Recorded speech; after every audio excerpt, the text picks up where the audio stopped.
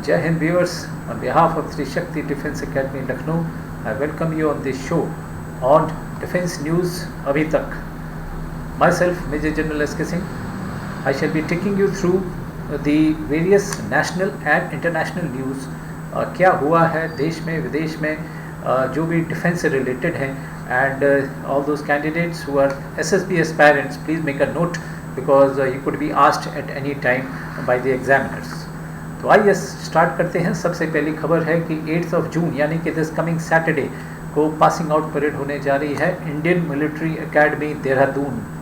वहाँ से the cadets will be passing out and they will be joining their respective units as lieutenants.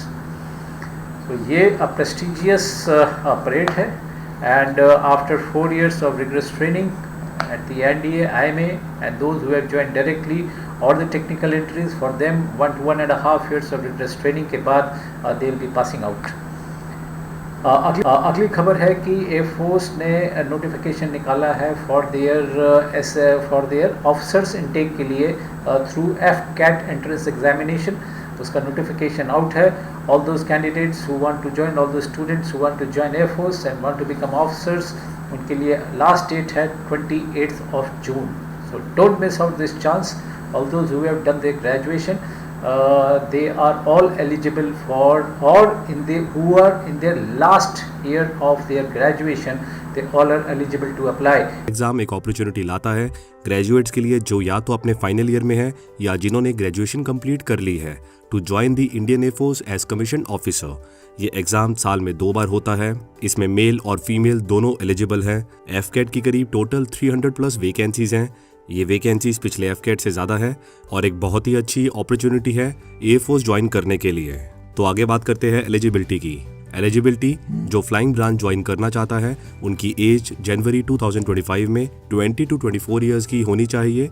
जिनके पास DGCA का commercial pilot licence है उनकी age limit 26 years तक acceptable है.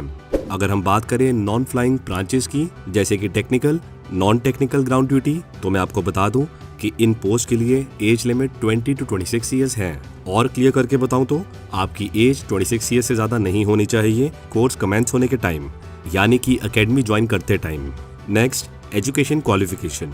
ग्रेजुएट्स चाहे वो किसी भी स्ट्रीम से हो, BCom, BCA, BBA, BSc etcetera, वो नॉन टेक्निकल ग्राउंड ड्यूटी के लिए एलिजिबल है. यानी कि FCAT रिटन एग्जाम हर कोई ग्रेजुएट दे सकता है. बस you have to make sure कि आपकी पूरी ग्रेजुएशन में एटलीस्ट 60% एग्रीगेट परसेंटेज है. बाकी टेक्निकल और फ्लाइंग ब्रांचेस के लिए आपके +2 लेवल में फिजिक्स और मैथमेटिक्स सब्जेक्ट्स होना चाहिए और दोनों में आपने 60+ मार्क्स अटेन किए होने चाहिए. नेक्स्ट है National Highways Authority of India. They have hiked the toll by 5%.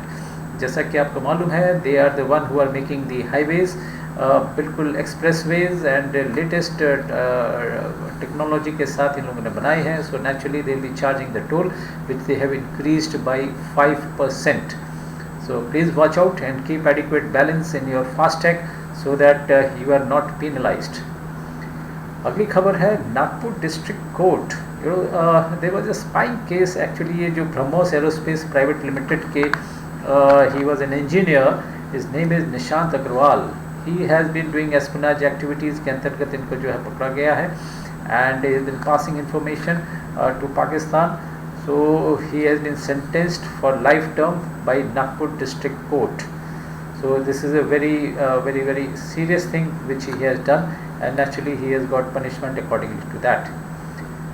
जैसा कि आपको मालूम है, जम्मू कश्मीर में कुछ दिनों से 1-2 दिन से ऑपरेशंस चल रहे थे वहाँ पर. सो पुलवामा डिस्ट्रिक्ट, नेहामा एक जगह है, पुलवामा डिस्ट्रिक्ट के अंतर्गत आती है.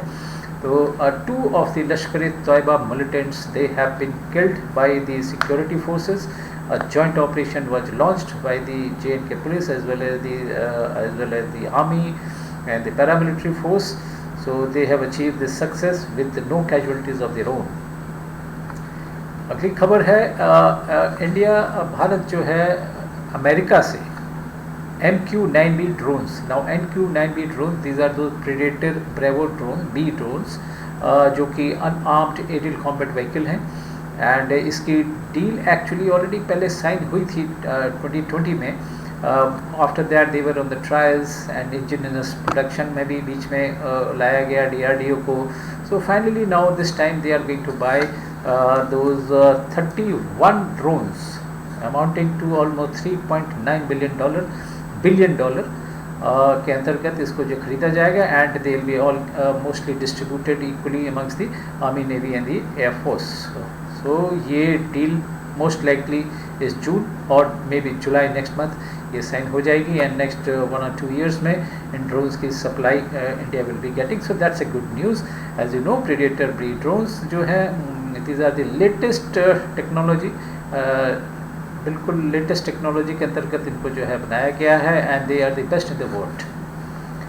अब चलते हैं थोड़ा सा international news. As you are aware Israel Hamas war is on and Israel ने रफ़ा में एडवांस किया है and they have moved in the central part of the Rafah and they are quite hopeful that a lot of Hamas militants will be heading there and they will be able to engage those. However, on the other side, G7 ने भी जो है एक US के president Biden ने एक proposal दिया है, peace proposal, in which exchange of the जितने भी उनके पास बंधक हैं with the Hamas and the prisoners who are there in the Israel, जो पैलेस्टीनियन प्रिजनर्स हैं उनके एक्सचेंज में, plus permanent ceasefire with the Hamas want. तो इनको सब मिला मिलू के एक पैकेज इन्होंने बनाया है बाइडन ने, US ने, and which now even the G7 has endorsed कि yes, both the parties, that is Israel and Hamas, should accept this as a permanent peace, hopefully permanent ceasefire I would say, not a peace. So okay, next खबर है China की तरफ से. China has diploid हमारे पास जो border है हमारा China के साथ, वहाँ पर शिंगासे एयरफील्ड तिब्बत में, शिंगासे एयरफील्ड पर इन्होंने J-20 स्टेल्थ फाइटर्स उन्होंने डिप्लॉय किए हैं. एक नई एयरबेस बनाई है चाइना ने close to our Indian borders and they are also deployed the airborne early warning system. उनका जो KJ-500 एयरक्राफ्ट है उस पर इनका एयरबोर्न अर्ली वार्निंग सिस्टम है, तो वो भी वहाँ पर लोकेट किया गया है. Satellite pictures the information has been obtained and J-20 stealth fighters they also have been deployed. This is in conjunction with what India also have been doing. India ने भी जो है फॉरवर्ड बेसेस अपनी activate की हुई हैं, उन पर वहाँ पर डिप्लॉयमेंट किया हुआ है. तो China is also not lagging behind. Now they have permanently located their own fighter aircrafts. So that's all in today's news of defence news अभी तक. Please do not forget to subscribe. हमें subscribe करिए हमारे channel को, like करें इस video को, share करें अधिक से अधिक, so that maximum students should benefit.